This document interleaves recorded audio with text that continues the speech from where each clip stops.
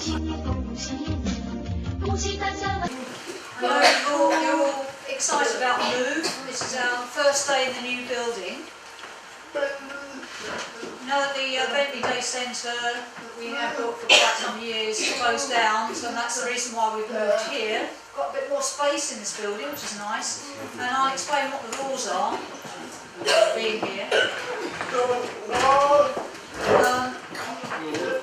There'll be a new cafe here on the 1st of March. That's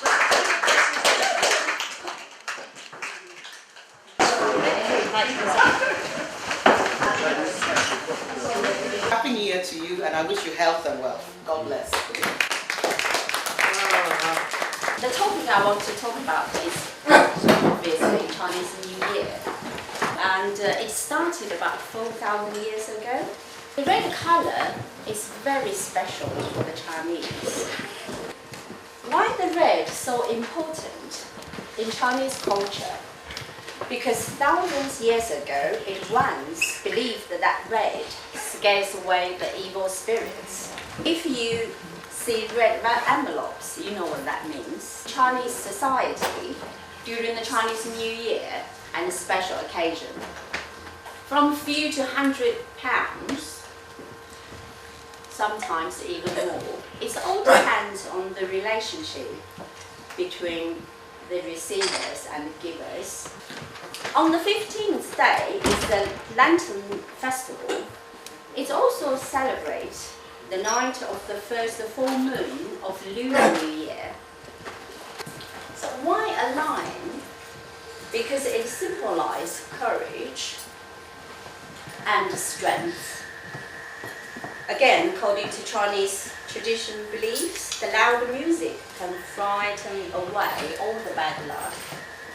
And on the dinner table, it has to include at least one fish dish, because Chinese word fish also means extra. My favorite New Year's food is dumpling, and the best one I've ever had are my mum's.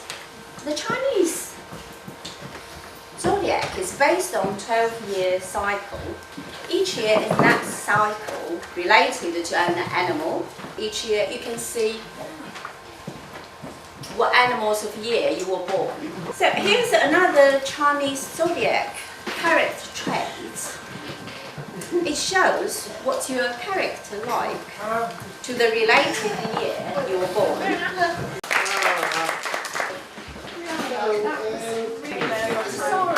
Give you my bag all the time. Wow, that's beautiful.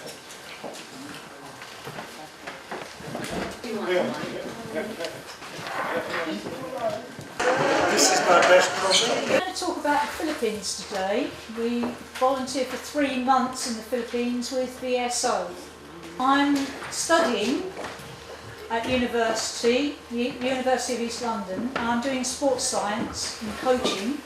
Company, we go out and support deaf children and adults and people with special needs. VSO is an international development organisation. We volunteer and go out to try to add and enrich education for youngsters. Sometimes we go out and we help in hospitals, we might help to improve care or improve the buildings, and that tends to be between 18 and 25 years old. 2 groups of 8, and you'd have a pair who'd be living in a particular part of the Philippines in accommodation, and also learn about each other's ways of life. Increase the awareness of what it's like to be a deaf person, and also to spread the word about abuse or organise trips in order for deaf people to be able to socialise and mix with each other. First 4 by the Deaf Association, and the last 3 by the sort of club, to involve deaf people in the council and to support, if you like, people who are disabled who have a much harder time in life because we're not aware of roles and responsibilities And so therefore you needed some organisation development to help. Well, they filmed each individual project. We just did a short clip on each. Asked questions of the volunteers as to what their experiences were and what barriers they faced, and also what positive experiences they went through. They were way behind the awareness amongst the other children in the Philippines.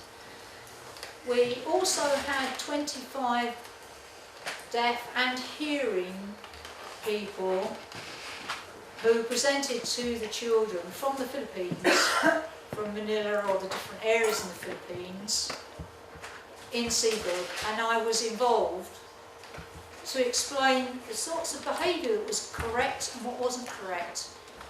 And I went out to 10 different areas, advertised the alphabet to hearing people, so that they were aware of some basic communication, some basic finger spelling, so they could try to resolve those barriers when to connect with deaf people.